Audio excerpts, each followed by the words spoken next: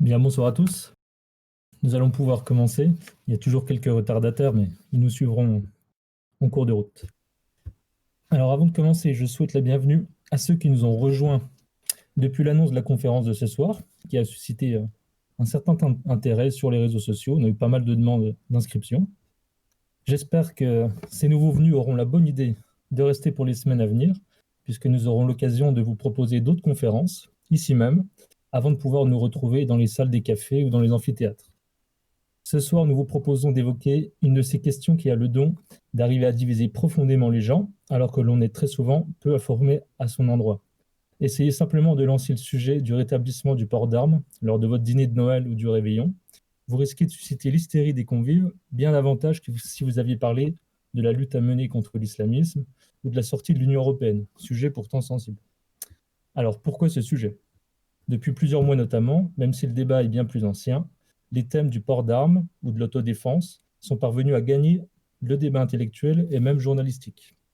L'été orange mécanique que nous avons vécu a fait état de diverses initiatives locales, communales et citadines, où des citoyens ont fait le choix d'organiser la protection de leurs personnes et de leurs biens contre, ouvrez les guillemets, les bandes de jeunes ou face à la saga des mineurs isolés. À l'origine de ces initiatives, le constat que l'État n'assure plus son rôle de garant de la sécurité et donc des libertés. Le nouveau visage de l'insécurité, l'ensauvagement, n'est pas la seule raison du succès de ces thèmes. Avec le terrorisme islamique, et notamment sa version bas de gamme, du djihad au couteau, certains se sont demandé s'il ne fallait pas faciliter l'intervention ultra rapide, par exemple de la police municipale, armée, mais pourquoi pas de citoyens capables de se servir d'une arme à feu. Voilà pourquoi nous voulions ouvrir le débat ce soir en recevant l'association la plus en vue et gage de sérieux sur ce débat dans la défense du rétablissement du port d'armes citoyen, l'ARPAC, et qui s'exprimera ce soir par la voix de son représentant, Corentin Legovic. Avant de lui céder la parole, j'en profite pour faire un peu d'autopromotion en rappelant que la Cocarde a œuvré à l'ouverture de ce débat en 2018 en invitant l'universitaire suisse Bernard Wicht pour parler du citoyen soldat 2.0 et en réalisant cet été un long entretien avec Eric Werner, lui aussi un voisin helvétique, sur le thème de l'autodéfense. Je vous rappelle aussi de ne pas hésiter à poser des questions au sujet de l'ARPAC ou bien du thème de ce soir plus largement dans l'onglet Questions-conférences. Je vous remercie et je laisse tout de suite la parole à Corentin Legault. Merci, bonsoir à tous. Je tiens d'abord à remercier la Cocarde étudiante pour son invitation ce soir et à vous remercier vous tous d'être ici présents pour écouter ce que j'ai à dire. Comme il a été dit précédemment, je suis effectivement représentant de l'ARPAC. Je fais partie de l'équipe chargée de la communication et mon rôle principal au sein de l'association est la gestion du compte Twitter officiel de l'association. Sans perdre plus de temps, je vais donc commencer par partager mon écran pour que vous puissiez tous voir ce que j'ai préparé pour vous ce soir.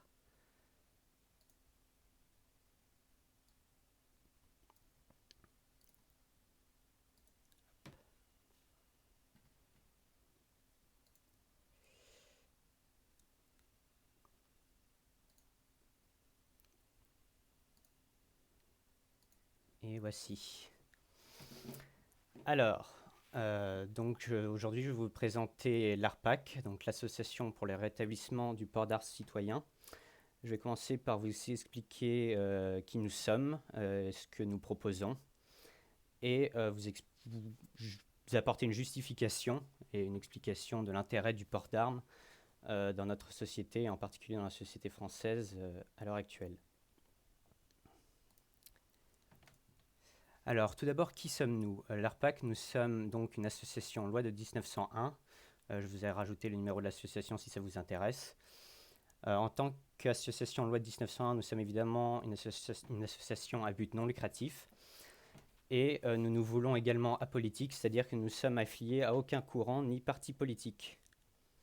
Notre but est le rétablissement et la pérennisation du droit naturel et imprescriptible de l'homme à se défendre individuellement et d'avoir accès aux moyens, et je rajouterai même aux moyens légaux et matériels qui s'y rapportent. Il y a plusieurs valeurs qui nous définissent en tant qu'association et que nous défendons. Tout d'abord la liberté individuelle, la liberté de conscience, d'expression, les libertés civiles et la liberté de se défendre et de défendre sa liberté. L'égalité, en ayant les moyens de briser la loi du plus fort, ce que le port d'armes accomplit admirablement, j'y reviendrai plus tard. La bienveillance, en respectant la volonté et l'intégrité des individus. La sécurité, le droit de se défendre est le premier droit de tout être vivant. Le droit à la propriété, pouvoir acquérir des armes, les posséder en propre, pouvoir en faire le legs et en hériter. Le pouvoir de protéger son patrimoine, sa demeure et ses biens. La démocratie, le principe du citoyen armé est un principe éminemment démocratique. La responsabilité, que les individus soient les premiers responsables de leur propre sécurité et de celle de ceux qu'ils chérissent. Nos objectifs à l'ARPAC sont avant tout de garantir la défense des personnes, des biens et de la nation, c'est-à-dire donner aux personnes qui jouissent de leurs droits civiques d'acquérir, de posséder, de transporter, utiliser, vendre, léguer et hériter des armes à feu et des éléments d'armes et munitions au titre de la défense des personnes, des biens et de la nation. Instaurer le principe de protection de la vie, c'est-à-dire que toute menace d'atteinte à l'intégrité physique d'une personne ou d'une privation de liberté seront considérées comme des violences illégales qui peuvent nécessiter de se défendre et, si besoin, de recourir à des moyens létaux pour ce faire. Nous souhaitons également instaurer le principe de sanctuarisation des propriétés privées, donc que ce soit le domicile, le commerce, les véhicules, les terrains clos. Nous considérons que si quelqu'un s'introduit de force dans votre domicile, que ce soit de jour comme de nuit, il est évident qu'il n'est pas là pour vous vendre des cookies pour la kermesse du coin. Et donc, il y a dans cette situation, on considère que toute personne peut considérer que sa vie est en danger et donc déployer tous les moyens nécessaires pour se défendre. De même, si quelqu'un fracture la vitre de votre voiture, c'est pas pour vous complimenter de votre conduite impeccable. Il y a un danger sur votre personne et donc vous avez le droit de vous défendre. Les propositions pour le rétablissement au droit du port d'armes telles que nous le proposons sont les suivantes. Tout d'abord, être volontaire, être de nationalité française, être majeur, ne pas avoir d'antécédents ni judiciaires ni psychiatriques, satisfaire une enquête de moralité par la police, s'entraîner régulièrement en stand de tir et connaître les 4 règles de sécurité, obtenir un certificat médical et une autorisation de détention d'armes de catégorie B, selon les conditions déjà prévues par la loi, passer un permis de port d'armes théorique et pratique, qui serait une formation égale à celle des forces de l'ordre, et porter son arme de façon discrète et non visible. Alors, avant de parler du pourquoi du port d'armes, je pense qu'il est important de définir ce qu'est le port d'armes exactement. Parce qu'il y a beaucoup de gens qui confondent le port d'armes avec la détention d'armes. Et c'est quelque chose que l'on voit même sur les chaînes d'information françaises. Les journalistes qui confondent, qui ne savent pas du tout ce qu'est le port d'armes et qui confondent cela avec la détention d'armes. Le port d'armes, selon la définition, c'est une situation par laquelle un individu est équipé sur sa personne d'une ou plusieurs armes. Et je rajouterais même que pour le port d'armes au titre de la défense personnelle, ces armes doivent être chargées et prêtes à être déployées le plus rapidement possible pour faire face au cadre d'une agression qui arrive souvent de manière imprévue et très soudaine. À ne pas confondre donc avec la détention d'armes qui consiste à détenir chez soi une arme et éventuellement pouvoir la transporter jusqu'à un stand de tir pour pouvoir l'utiliser et s'entraîner. Mais le transport d'armes, bien sûr, se fait sur certaines conditions. Nous devons transporter l'arme dans une mallette verrouillée avec les munitions à part, souvent mettre un verrou de pontet sur l'arme ou démonter une pièce nécessaire au fonctionnement de l'arme. Donc évidemment, ces conditions de transport sont incompatibles avec le fait de pouvoir se défendre. Donc nous arrivons au cœur du sujet. Pourquoi le port d'armes ? Eh bien, premièrement, nous considérons qu'il s'agit d'un droit fondamental à se défendre. En effet, la Déclaration du droit de l'homme et du citoyen de 1789 prévoit que le but de toute association politique est la conservation des droits naturels et imprescriptibles de l'homme. Ces droits sont la liberté, la propriété, la sûreté et la résistance à l'oppression. Ces droits sont des droits individuels, c'est-à-dire que chaque individu doit pouvoir en jouir. Et pour cela, il doit bien évidemment pouvoir les défendre. Si on considère que le droit à la sûreté et à la résistance à l'oppression sont des droits individuels, cela suppose également le droit d'avoir les moyens de l'exercer. Le port d'armes est en soi ce moyen. L'article 4 indique également que la liberté des uns s'arrête là où celle des autres commence. Le texte exact étant: la liberté consiste à pouvoir faire sous ce qui ne nuit pas à autrui. Ainsi, l'exercice des droits naturels de chaque homme n'a de borne que celle qui assure aux autres membres de la société la jouissance de ces mêmes droits. Ces bornes ne peuvent être déterminées que par la loi. Et enfin, l'article 5 de cette même déclaration nous dit que la loi n'a le droit de défendre que les actions nuisibles à la société. Et tout ce qui n'est pas défendu par la loi ne peut être empêché, nul ne peut être contraint à faire ce qu'elle n'ordonne pas. En soi, mon argument ici, c'est que le port d'armes en soi ne nuit à personne. On ne nuit à autrui que si l'on va utiliser cette arme dans le but de le nuire. Or, le simple fait de porter une arme sur soi pour se défendre ne nuit absolument à personne. Lors de la rédaction de cette déclaration des droits de l'homme, le comte de Mirabeau avait proposé un article 10 à la commission qui disait comme suit: tout citoyen a le droit d'avoir chez lui des armes et de s'en servir, soit pour la défense commune, soit pour sa propre défense contre toute agression illégale qui mettrait en péril sa vie, les membres ou la liberté d'un ou plusieurs citoyens. On peut donc comprendre par là que le droit du citoyen français à détenir et se servir d'une arme en condition de légitime défense n'est pas un concept nouveau. Et c'est un concept qui a été reconnu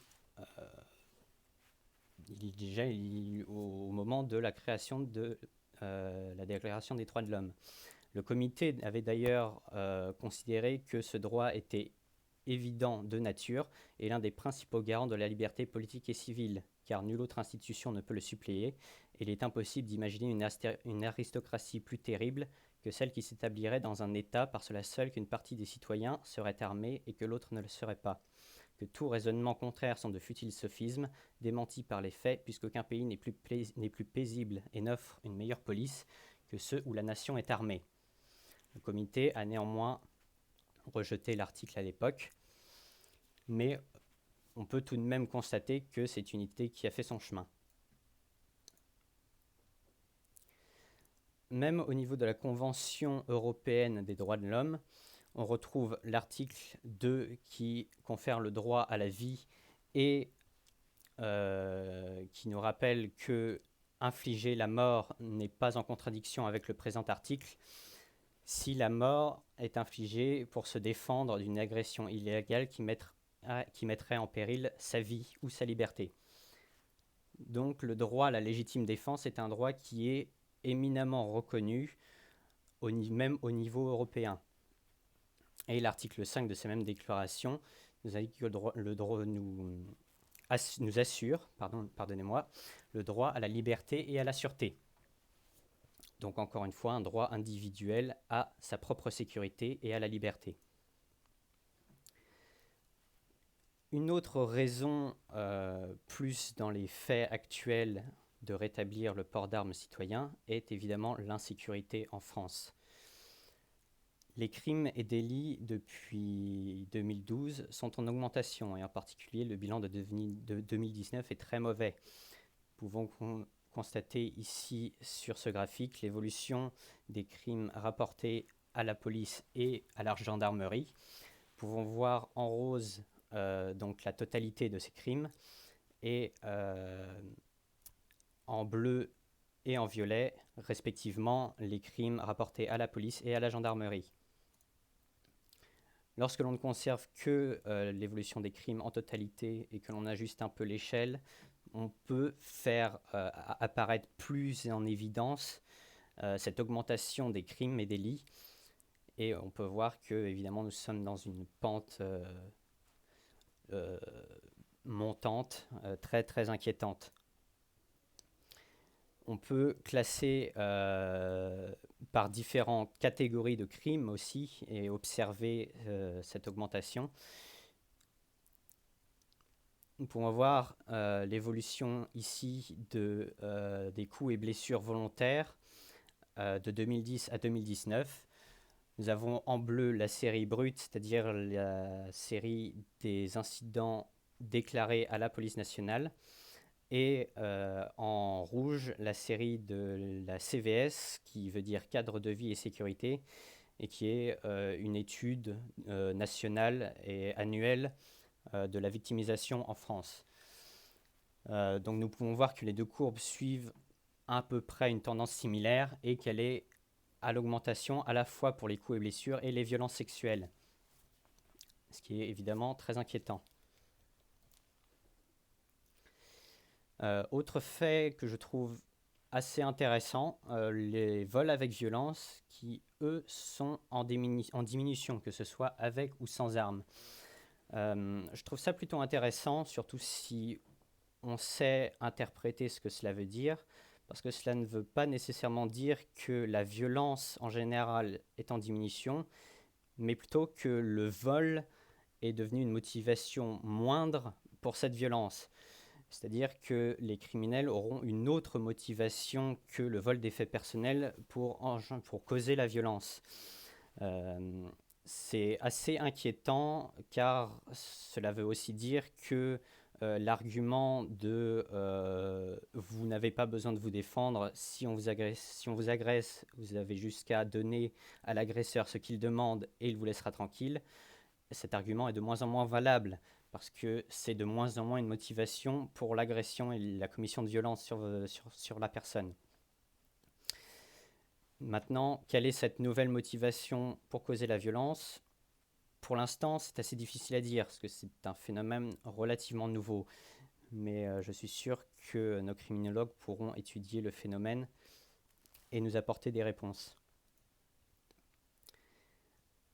Une autre menace qui existe en France est évidemment la menace terroriste, dont on parle beaucoup depuis quelques années, et qui est notamment une des raisons pour laquelle l'ARPAC existe. Nous pouvons voir aussi, ici que la France, dans les dernières années, a été touchée par des événements extrêmement violents, brutaux, et qui ont causé un très grand nombre de morts. Notamment l'attentat évidemment du Bataclan à Paris et des alentours, qui a causé 131 morts, et l'attentat à Nice à la voiture bélier qui a causé 86 morts. Ce sont des faits de violence inédits dans leur méthode, et la particularité de ces événements, c'est qu'ils sont imprévisibles. On ne sait pas quand ils vont arriver, où ils vont arriver, et ils sont parfois extrêmement dévastateurs. On peut voir ici l'évolution donc des événements terroristes depuis 1970. Voyons qu'il y a eu une période d'activité terroriste par le passé, mais que les récents événements ont une importance décuplée par rapport à ce qu'on a pu voir auparavant. Et surtout, on risque justement de retrouver cette fréquence d'attentats que l'on a eu à ces périodes, avec l'avènement justement des attentats islamiques. Car à la période que nous vivons, les attentats terroristes sont presque essentiellement issus de la menace islamique. C'est bien de le rappeler tout de même. Dans son mémoire Concept de nation en armes, le chef d'escadron Rémi Noël nous parle de différents modes d'action, deux modes d'action en particulier, qui sont nouveaux et complémentaires. Nous avons tout d'abord la tuerie de masse. En effet, les terroristes ne se contentent plus simplement de prendre des otages et de demander des rançons. Ils vont simplement se concentrer sur un endroit et essayer de causer le plus de morts possible dans le plus petit temps possible. Ces attaques se constituent en plusieurs phases. Nous avons la première phase qui est la phase létale, qui vise donc, comme je le disais, à faire le plus grand nombre de victimes en un minimum de temps. Cette phase dure environ une vingtaine de minutes. Nous avons ensuite la phase de retranchement, qui est une phase au cours de laquelle les terroristes vont attendre l'arrivée des forces de l'ordre. Et la durée de cette phase dépend donc du délai de réaction des forces de l'ordre. Et nous avons ensuite une phase d'affrontement. Lors de cette phase, les personnes qui ont survécu, les victimes qui ont survécu aux deux premières phases, vont devenir ce qu'on appelle des perturbants tactiques, ce qui est une manière embellie de dire qu'ils vont servir de bouclier humain, plus ou moins. Cette dernière phase se solde en général systématiquement par la mort en martyr des djihadistes, et sa durée dépend donc de l'efficacité des forces de l'ordre. Il y a également donc un autre mode d'action qui se développe de plus en plus, et qui est le djihad solitaire. On a mal compris cette méthode au début, et il y a eu un peu un mythe du loup solitaire qui s'est développé. Or, il semblerait évidemment que ce genre d'attaque n'est pas uniquement l'œuvre d'individus isolés, et qu'il y a derrière une stratégie en réalité précise et délibérée des terroristes. C'est une stratégie qui a été développée par le théoricien djihadiste Hamou Moussab al-Souri. Vous m'excuserez si j'écorche son nom ou pas d'ailleurs, mais voilà, c'est comme ça qu'il s'appelle. Et il est un des cerveaux et stratèges de l'État islamique. Et il appelle notamment dans son appel à la résistance islamique mondiale à utiliser ce genre de stratégie. Qui fait écho d'ailleurs à La gestion de la barbarie, qui est un autre texte rédigé par Abou Bakr Naji. Ces deux hommes sont au centre de la pensée djihadiste actuelle, et ils comptent déstabiliser l'Occident par cette stratégie que l'on peut considérer comme une stratégie de séparation de la tête et du corps. Je vous laisse faire vous-même le lien avec les récents événements qui ont pu se produire, parce que ce n'est pas seulement un concept imagé qui représente la rupture de la confiance entre la population et l'État, et c'est également pris à la lettre par les terroristes lors de la commission de leurs actes. Un autre fait intéressant que l'on peut observer, c'est au niveau des fusillades de masse publique en France. Parce qu'on parle souvent des États-Unis lorsqu'on évoque le port d'armes, en justifiant l'interdiction du port d'armes en France, en disant « Regardez aux États-Unis les morts causées par les fusillades de masse ». Cependant, lorsque l'on analyse les choses convenablement et que l'on classe les pays en fonction du taux de décès par habitant dans ces fusillades de masse publique, on se rend compte, par exemple, entre 1998 et 2017, que la France est au-dessus des États-Unis en termes de nombre de morts par habitant. C'est-à-dire que ces événements sont bien plus mortels chez nous, même s'ils arrivent à une fréquence moindre qu'aux États-Unis. C'est une étude qui a été réalisée par le CPRC, le Crime Prevention Research Center. Je pourrais vous donner les liens de toutes ces sources-là après la conférence si vous voulez les étudier par vous-même. Et voilà, ce sont des choses qui sont très intéressantes pour comprendre comment se passe la violence en France. Maintenant, qu'en est-il de l'efficacité du port d'armes? Car oui, nous avons toutes ces menaces sur notre sol, mais le port d'armes est-il vraiment une solution efficace pour lutter contre ces menaces? Dans ce segment, je vais beaucoup parler des États-Unis pour la simple et bonne raison que nous avons bien plus de données sur les États-Unis et que le sujet a été étudié de manière bien plus approfondie là-bas que dans d'autres pays. Tout d'abord, voyons le nombre d'usages défensifs d'armes à feu. Nous avons ici plusieurs études, un certain nombre d'études qui étudient la fréquence des usages défensifs d'armes à feu.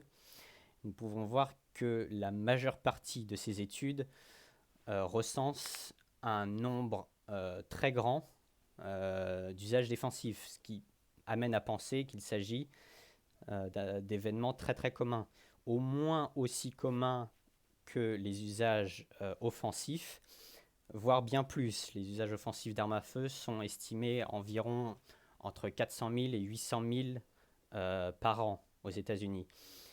Les plus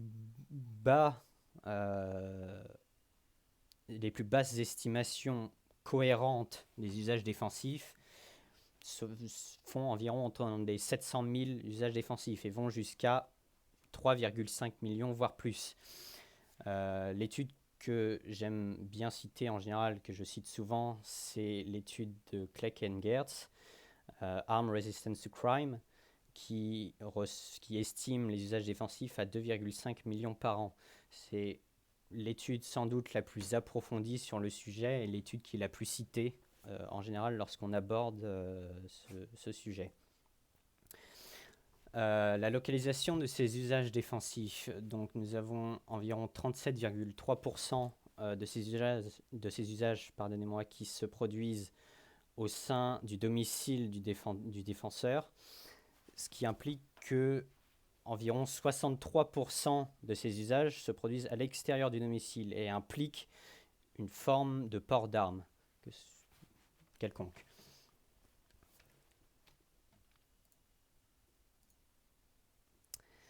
Qu'en est-il maintenant de l'efficacité défensive de ces usages d'armes à feu? Est-ce que ça permet aux défenseurs d'éviter des blessures?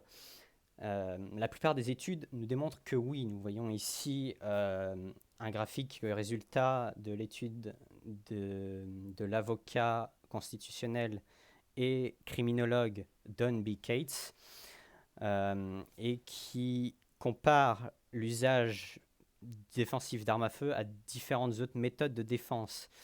Nous voyons par exemple le fait de menacer ou de raisonner avec son agresseur, l'usage de d'autres armes, la résistance non violente ou la fuite, aucune protection du tout, l'utilisation de couteaux, essayer d'appeler à l'aide ou de faire peur à son agresseur, l'usage de force physique de manière générale. On peut voir que de manière très consistante, l'usage défensif d'armes à feu permet d'éviter de subir des blessures. Il y a évidemment d'autres études sur le sujet, notamment Lawrence Southwick en 2000, qui nous dit que pour les femmes, la probabilité de subir une blessure grave est 2,5 fois plus grande pour une femme qui n'oppose aucune résistance comparée à une femme qui va utiliser une arme à feu pour se défendre.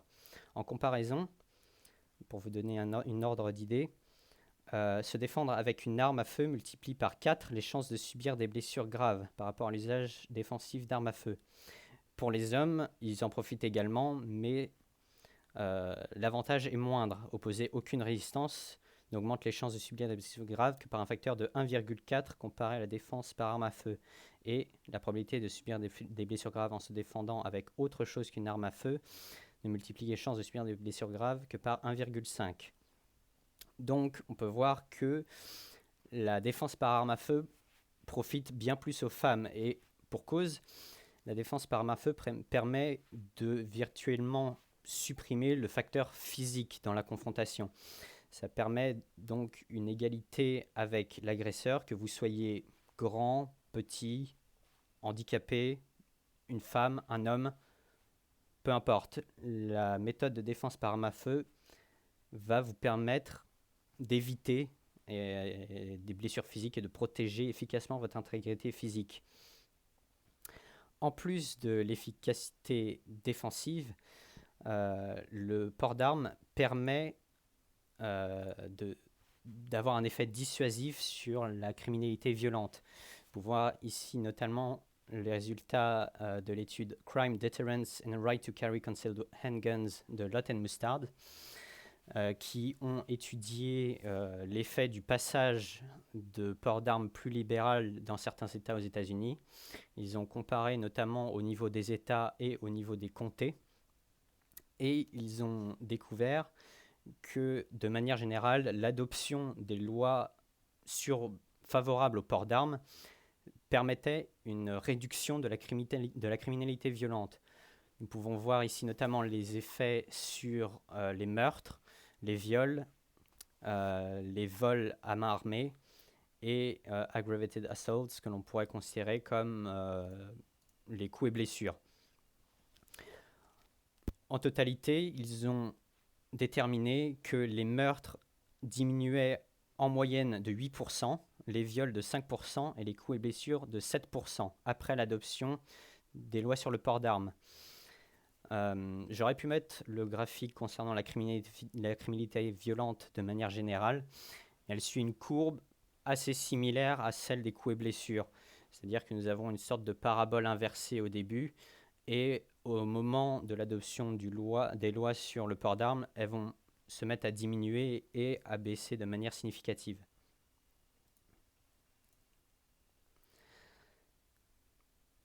Nous avons d'autres indices qui nous permettent d'évaluer l'effet dissuasif du port d'armes. Nous avons notamment une étude effectuée par Wright and Rossi pour le compte du département de la justice américaine et qui démontre que les criminels sont absolument terrorisés par le fait de tomber sur une victime armée. Environ 56% des criminels ont déclaré qu'ils n'étaient pas prêts à rencontrer une victime armée. La plupart, 74%, nous disent qu'ils évitent les cambriolages à cause du risque de tomber sur des individus armés. Et 57% ont plus peur de tomber sur une victime armée que de la police. 81% sont aussi d'accord sur le fait qu'un criminel intelligent essaye d'abord de déterminer si la victime est armée avant de commettre le moindre crime. Et 58% sont aussi d'accord avec le fait que le propriétaire d'un magasin qui est armé et qui le fait savoir ne se fera pas agresser ou attaquer. On peut constater aussi cet effet notamment en République tchèque, qui a adopté un permis de port d'armes un peu plus libéral en 1995, et depuis son taux d'homicide n'a cessé de diminuer pour arriver à ce qu'il est aujourd'hui, c'est-à-dire environ 0,6 homicides pour 100 000 habitants, ce qui est encore inférieur, même encore aujourd'hui, au taux d'homicide en France. Et la République tchèque est également un des pays les plus sûrs au monde. Alors, maintenant que l'on a établi l'efficacité du port d'armes contre la criminalité de tous les jours, qu'en est-il du terrorisme ? Est-ce que le port d'armes par le citoyen serait efficace pour lutter contre les attaques terroristes ? Eh bien, nous pouvons, grâce aux mémoires concept de nation armée dont j'ai déjà parlé, que le nombre de victimes est directement proportionnel au délai de riposte armée. En effet, la durée maximale d'une attaque est généralement de 20 minutes. Et cette attaque va cesser dès lors qu'il y aura une riposte armée face aux terroristes. Aussi, quelque chose qu'il faut bien comprendre, c'est que la défense antiterroriste n'est plus l'unique apanage d'unités spécialisées. Les forces de l'ordre dites de base, entre guillemets, jouent un rôle de plus en plus important dans cette lutte contre le terrorisme, parce qu'ils sont souvent les primos intervenants, les premiers sur les lieux, et les premiers à être susceptibles d'apporter cette riposte qui va mettre fin à l'attaque. Dans cette même logique, il devient censé de considérer le citoyen comme un acteur de la sécurité nationale. Un citoyen armé serait encore plus à même d'apporter cette réponse armée dans les plus brefs délais, s'il est présent directement sur les lieux, donc de faire cesser l'attaque presque immédiatement, ce qui permettrait de réduire considérablement le nombre de victimes dans des attaques de type tuerie de masse, ou même dans un djihad solitaire. L'exemple israélien en est frappant.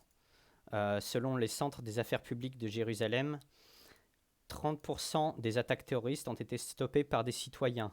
Pas nécessairement des citoyens armés, mais des citoyens en général. Et en 10 ans, des citoyens armés sont intervenus au cours de 50 attaques terroristes. Et il est considéré que l'intervention fut cruciale dans près de 70% des cas. D'ailleurs, le port d'armes en Israël a permis justement de faire changer le mode d'attaque des terroristes sur le sol israélien. Avant, on voyait beaucoup plus souvent des attaques à l'arme à feu. Et cependant, après avoir rencontré une opposition armée des citoyens, ils ont dû s'adapter et développer d'autres types d'attaques, comme par exemple les attaques suicides ou les attaques à la bombe, que l'on pourrait considérer comme moins efficaces parce qu'elles sont moins ciblées, elles sont plus dans la généralité et elles vont, bien qu'elles sont plus impressionnantes, peut-être, causer moins de dégâts. On peut voir aussi également aux États-Unis, dans la lutte contre les fusillades de masse, que les citoyens armés jouent un très bon rôle, même s'ils ne sont pas souvent présents parce que la majorité, environ 89% de ces attaques se produisent dans des gun-free zones où les citoyens ont l'interdiction de porter des armes. Lorsqu'un citoyen armé est présent dans ce type d'attaque, ils sont très souvent à même de pouvoir faire stopper la menace dans 75,8% des cas et au moins dans 18,2% supplémentaires des cas sont à même de retenir l'attaquant et de sauver des vies. C'est donc un constat très concret de l'intervention des citoyens armés en lutte avec des attaques de masse. Pour terminer, je vais m'attarder un petit peu plus sur le cas précis des États-Unis, car en général, lorsque l'on parle du port d'armes, il est inévitable de mentionner les États-Unis, que ce soit d'un parti ou un autre. D'ailleurs, quelque chose qui m'amuse beaucoup lors des débats, c'est d'essayer de ne pas être le premier à mentionner les États-Unis, car souvent, pour justifier l'interdiction du port d'armes, c'est presque le seul exemple qui peut être invoqué du parti contre pour justifier l'interdiction du port d'armes. Généralement, ils vont s'appuyer sur des sites comme Concealed Carry Killers, qui est une base de données qui est maintenue par le Violence Policy Centers, qui est un centre qui lutte contre la violence armée, et donc qui est une organisation profondément anti-armes. Ils vont vous dire notamment qu'il y a un total de 1371 personnes tuées par des détenteurs de port d'armes. Morts en état de légitime défense exclus, bien évidemment. Cependant, ils comptent également les suicides et les accidents dans leurs chiffres. Mais mine de rien, ça peut paraître un peu alarmant, comme ça, dit comme ça. Cependant, ces 1371 personnes tuées sont sur une période de 13 ans, de 2007 jusqu'à aujourd'hui, ce qui correspond à un peu plus de 100 morts causées par des détenteurs de port d'armes par an. Pour vous mettre en perspective, rien que cette année, il y a eu 651 homicides par arme à feu rien qu'à Chicago. C'est-à-dire que dans une seule ville des États-Unis, il y a eu près de 6 fois plus d'homicides par arme à feu que sur tout le territoire américain par des détenteurs de port d'armes. Et il y a environ un peu plus de 18 millions de détenteurs de port d'armes sur le territoire américain. Le Crime Prevention Research Center nous propose également un rapport annuel des détenteurs de permis de port d'armes sur le sol américain. Donc, comme je vous disais, il y a 18,66 millions de détenteurs de permis de port d'armes. Ils ont analysé et comparé les crimes commis par les détenteurs de port d'armes aux crimes commis par la police. La police étant une démographie qui va sans dire est très respectueuse de la loi et très responsable. Pourtant, le taux de crimes commis par la police est de 103 pour 100 000 officiers. Le taux de révocation de permis de port d'armes, pour quelque raison que ce soit, est de 10,4 pour 100 000 détenteurs. On voit ici la différence qui existe entre le taux de violation, le taux de crimes et délits commis par les détenteurs de port d'armes et le taux de crimes et délits commis par la police. Pour vous donner une comparaison, pour la population en général, ce taux est de 3 813 crimes pour 100 000 habitants. Au niveau des taux de violation spécifiquement liés à l'arme, il est de 16,5 pour 100 000 officiers dans la police et 2,4 pour 100 000 détenteurs de port d'armes. Une étude du département de la justice américaine nous permet également de sourcer les armes à feu impliquées dans les crimes. Et selon leurs données, 90% des criminels ayant utilisé une arme à feu dans la commission de leurs crimes se sont procuré l'arme illégalement. Ce qui nous montre bien que les criminels ne se procurent pas l'arme via le marché légal et que encore moins de criminels possèdent des permis de port d'armes. En conclusion, nous pouvons dire que le port d'armes est un moyen très efficace de lutter contre la criminalité. Il permet très efficacement de pouvoir défendre son intégrité physique. C'est un phénomène très courant lorsqu'il est autorisé. Il y a un nombre très grand de ces usages défensifs d'armes à feu. Il permet également de lutter efficacement contre le terrorisme. Nous avons plusieurs exemples pour ça.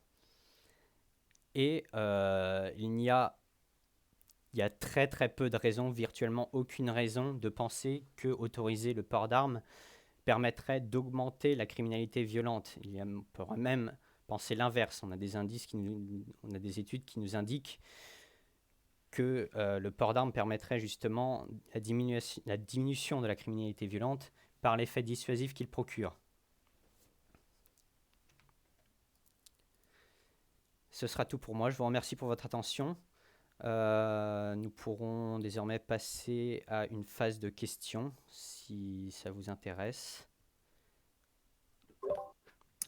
Merci beaucoup, Quentin. C'était très complet. J'avais noté quelques questions. Oui. Il y a certaines personnes qui ont déjà répondu à certains commentaires dans la phase des discussions, mais on en a noté quelques-unes à part. Quel est l'état aujourd'hui de la législation au niveau, notamment européen?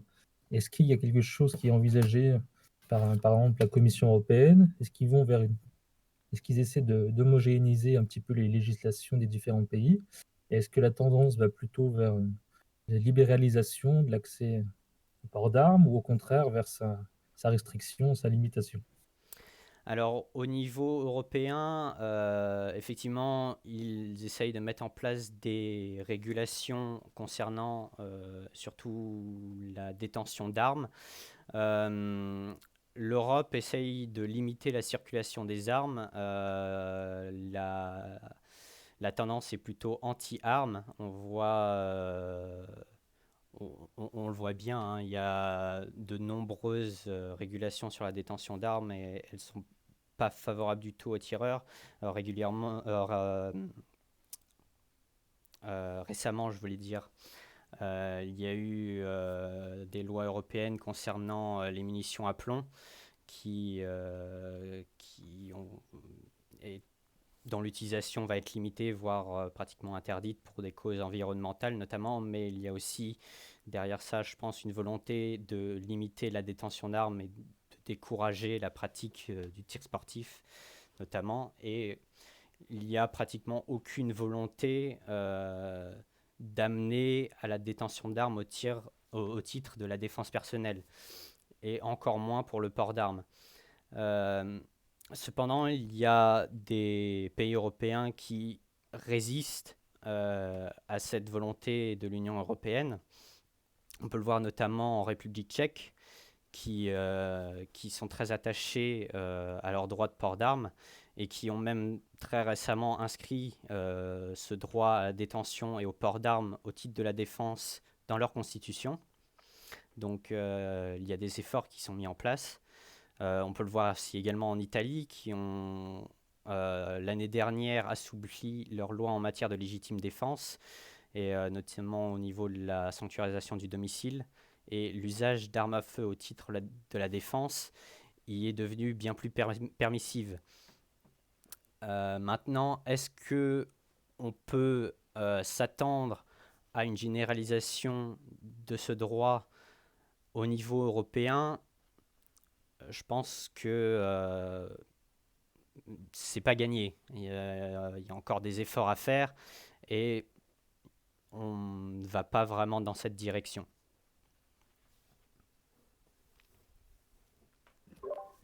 D'accord, merci. Et une question par rapport à l'actualité, notamment législative. Est-ce que dans la loi sécurité globale, par exemple, il y a eu des éléments qui peuvent intéresser vos convictions, l'association? Et est-ce que pour vous, si le port d'armes s'applique aux citoyens, est-ce que ça doit être aussi le cas pour la police municipale notamment? Ça avait fait beaucoup réagir certains maires, certains politiques, mais c'est quand même une demande assez forte de la police municipale. Oui, bien sûr. Et l'armement de la police municipale est, je pense, une bonne chose. La police municipale a un rôle à jouer très important dans la lutte contre la criminalité et aussi aujourd'hui dans la lutte contre le terrorisme. Et pour moi, c'est une évidence que la police municipale doit être armée en France le plus possible. Et je suis pour qu'on encourage l'armement de la police municipale. Je suis également favorable à l'armement des forces de l'ordre hors service. Et c'est quelque chose aussi que l'on a pu voir dans la loi sécurité globale qui a fait un petit peu polémique aussi. C'est-à-dire qu'elle prévoyait que les forces de l'ordre hors service pourraient porter leurs armes dans des espaces qui accueillent du public, et que les propriétaires de ces espaces n'auraient pas leur mot à dire pour expulser les policiers qui porteraient leurs armes. C'est aussi un fait intéressant, parce que le port d'armes, évidemment, doit pouvoir se faire hors service pour les forces de l'ordre. Et si on commence à accepter un peu plus le port d'armes hors service pour les forces de l'ordre, ça peut être une porte pour justifier ou pour amener à la réflexion sur le port d'armes pour les citoyens également. Surtout si on leur fait passer des examens qui sont au moins aussi rigoureux que pour la police, ce que l'on projette évidemment de faire. Donc tout cela sont des choses qui nous intéressent, nous, l'ARPAC, au niveau du port d'armes, mais qui ne sont pas encore bien acceptées par le reste de la population. Merci. Il y a justement une question de Nicolas qui demande si vous souhaitez que les réservistes de l'armée, de la police, de la gendarmerie soient soumis aux mêmes vérifications, entre guillemets, pour accéder à ce port d'armes. Ou est-ce que vous estimez qu'ils sont déjà aptes à y avoir accès? Alors, on peut considérer normalement qu'ils y sont déjà aptes, parce que ils font également l'objet justement de formation et d'exercice au tir, je pense qu'ils sont capables de, de porter leur arme hors service et de porter leur arme en civil. Maintenant, le but, c'est justement de ne pas favoriser une certaine catégorie de citoyens. Pour nous, tout le monde a le droit à sa défense et le droit devrait avoir la possibilité d'accéder au droit de porter une arme. Donc, pour nous, l'objectif est justement de prodiguer aux citoyens, aux citoyens lambda, si on peut dire, le même type de formation et le même type d'exercice que ceux qui sont, que ce soit réservistes ou forces régulières, des forces armées ou de la police. Et nous sommes d'ailleurs en train de travailler sur le contenu précis de cette formation que nous comptons prodiguer. Et pour nous, c'est très important de reconnaître justement que les gens qui ont reçu cette formation sont aptes à porter leur arme à tout moment de la journée. Merci. Il y a une question aussi plus directement liée à l'actualité, maintenant qui serait quelque chose de plutôt d'assez permanent, malheureusement, du terrorisme.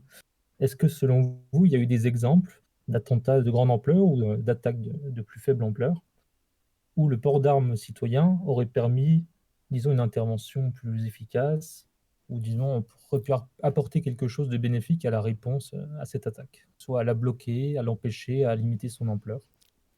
Est-ce qu'il y a des exemples qui permettent de dire cela dans le contexte français? Oui, Alors, oui, est-ce que je, Corentin, est-ce que je peux me permettre d'intervenir 2 minutes oui, ou allez-y. pas? Alors, vu que c'est des exemples que j'ai beaucoup travaillé par mon job, tu as un exemple qui est très connu, c'est l'exemple du Bataclan, où tu as un commissaire de la BAC qui était primo-intervenant, qui ne savait pas ce qui se passait dans le Bataclan, qui est rentré, il a marché 10 mètres, il a tiré 5 balles, 3 ont touché le terroriste à 25 mètres. Alors c'est un exploit hein, parce que tirer dans le noir, avec une foule à 25 mètres et faire mouche, je pense que même l'IGPN cherche encore à comprendre comment il a fait, mais par cette action, il a stoppé l'effet tuerie du Bataclan, et en fait le Bataclan, à partir de ce moment-là, est passé de tuerie à prise d'otage. Et sans lui, il y aurait eu peut-être 2 fois plus de morts. Voilà, c'est tout. Je ferme ma parenthèse. Oui, oui, bien sûr, vous avez tout à fait raison. D'ailleurs, j'étais sur le point justement de mentionner cet acte. Et ça illustre d'ailleurs justement ce que je disais au niveau de la progression de ces attaques, c'est-à-dire que dès que la réponse armée arrive, l'attaque va évoluer dans une phase de repli dans un premier temps et ensuite d'affrontement avec les forces de l'ordre. Donc, le but est justement d'apporter cette réponse armée le plus rapidement possible. Et l'exemple du Bataclan l'illustre parfaitement. S'il y avait des citoyens armés présents dans l'enceinte du Bataclan au moment où les terroristes ont déclenché leur attaque, ils auraient pu déployer une réponse armée et donc peut-être même surprendre les terroristes, en neutraliser quelques-uns et faire progresser l'attaque à sa phase suivante avant que les terroristes n'aient pu faire autant de morts. L'attaque aux terroristes a duré, l'attaque au Bataclan, je veux dire, a duré 20 minutes. 20 minutes, c'est une éternité. C'est très important de le comprendre. Et ce n'est pas non plus le seul exemple. On voit à Nice un citoyen qui, malheureusement, je dirais, n'était pas armé, a pu tout de même se jeter sur le camion et a pu perturber, sinon stopper le terroriste dans son élan et ainsi sauver des vies. Ce qui démontre bien que le citoyen peut tout à fait être un acteur de la sécurité et n'a pas à être considéré comme un élément passif et seulement victimaire dans la sécurité publique. Il y a évidemment d'autres cas, comme par exemple l'assassinat de Samuel Paty. Si Samuel Paty ou un témoin aux alentours avait pu être armé, peut-être qu'il ne serait pas mort. Maintenant, on peut supposer autant qu'on veut. Il, il semble évident dans le contexte des attaques et la manière dont ces attaques se produisent que les citoyens gagneraient à pouvoir être armés pour riposter le plus rapidement possible à ces attaques. Merci. Une autre question. On a beaucoup parlé de l'opposition, voire l'hystérie que peuvent avoir certains citoyens sur ce sujet, notamment quand ils prennent l'exemple des États-Unis. Mais il y a quand même un principal obstacle, disons, au port d'armes citoyen en France, c'est l'État, qui se voit notamment comme le détenteur, fameux monopole de la violence légitime, et qui est très réticent vis-à-vis de ce genre de débat souvent. Et donc, la question c'était, selon vous, qu'est-ce que l'État craint le plus dans ce rétablissement du port d'armes citoyen? Et d'où ça peut venir historiquement? Qu'est-ce qui explique cette méfiance? Alors oui, c'est vrai que depuis près de 40 ans maintenant, l'État ne cesse d'introduire des mesures à l'encontre des armes à feu et de leurs détenteurs. Euh, Ce n'est pas totalement un fait nouveau. Lorsque l'on parle de rétablissement de port d'armes citoyens dans le nom de notre association, ce n'est pas pour rien. C'est-à-dire qu'avant 1939, les citoyens français pouvaient accéder justement à un permis de port d'armes au titre de la défense personnelle.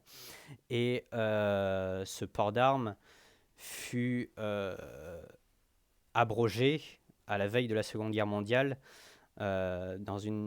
pour la raison officielle étant pour empêcher une potentielle insurrection. Donc je pense que l'État craint fondamentalement le citoyen armé parce que c'est une menace pour lui. On peut faire le parallèle avec les États-Unis et leur second amendement. L'une des raisons principales pour laquelle le second amendement existe aux États-Unis, c'est pour lutter, pour que la population puisse lutter contre un gouvernement tyrannique, si un tel gouvernement venait à accéder au pouvoir. En France, nous avons plusieurs exemples de ce type de gouvernement à accéder au pouvoir, et nous avons eu systématiquement l'exemple de citoyens armés qui se sont révoltés et ont renversé les gouvernements. Donc, on a pu le voir pendant la Révolution française, pendant la Seconde Guerre mondiale avec la Résistance, et nous avons plusieurs révolutions en France. Et justement, cette image du citoyen armé, c'est quelque chose qui fait peur à l'État, je pense. Parce que bon, tout État tend plus ou moins, sur la durée, à l'autoritarisme. Et le concept de citoyen armé est quelque chose qui peut aussi dissuader l'État de virer dans des dérives trop autoritaires. Maintenant, je pense qu'il n'est pas totalement impossible de convaincre l'État.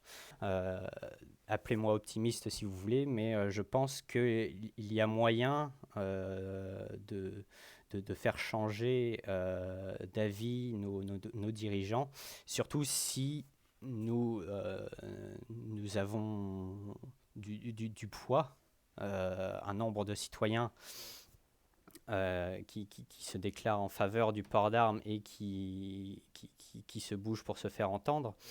Donc, à mon avis, on peut voir une évolution dans ce domaine en France. Voilà, c'est tout ce que je voulais dire sur le sujet. Merci beaucoup, Quentin. Ça fait une transition parfaite pour la dernière question, a priori.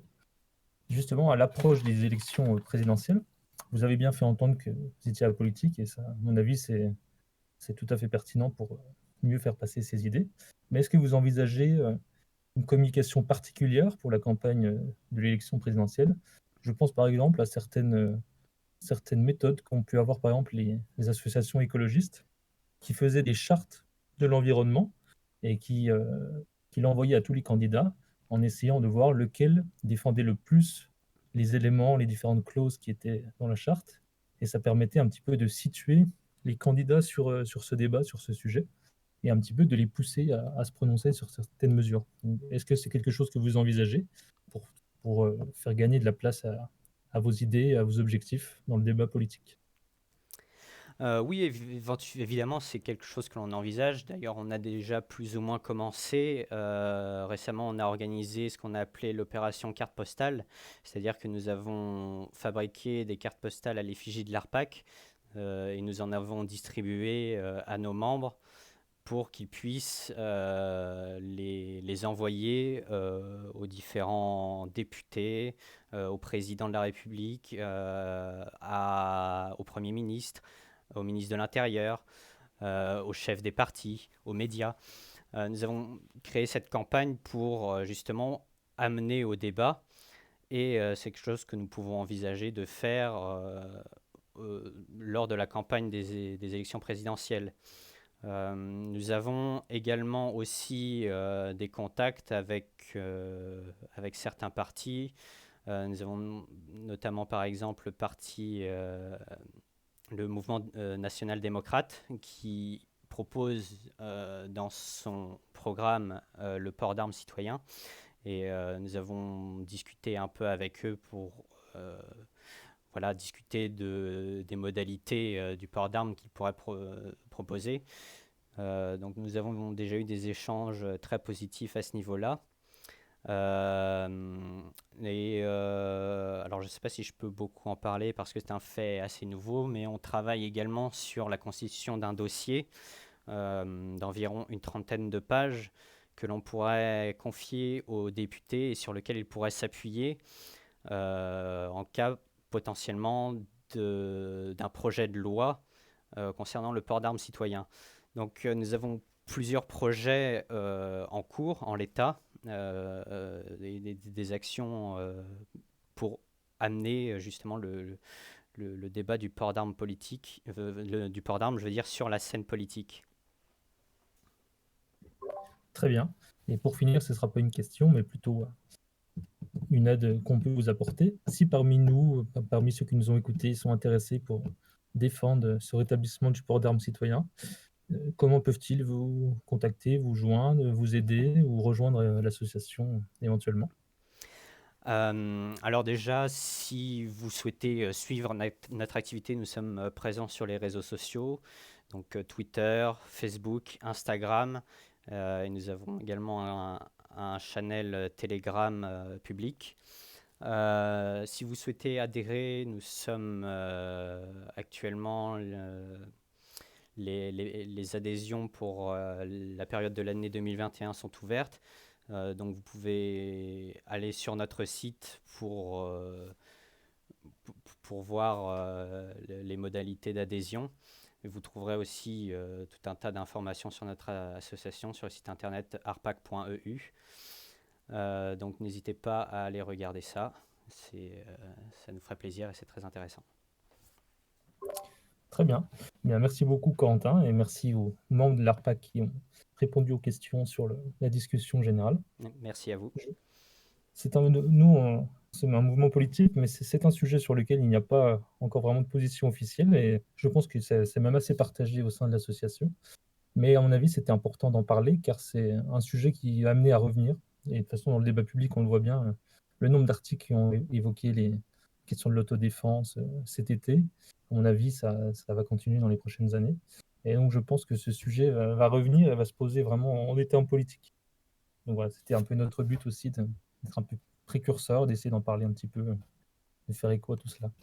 Je vous remercie encore, je remercie ceux qui nous ont écoutés et on se donne rendez-vous très bientôt sur ce serveur Discord pour nos prochaines conférences.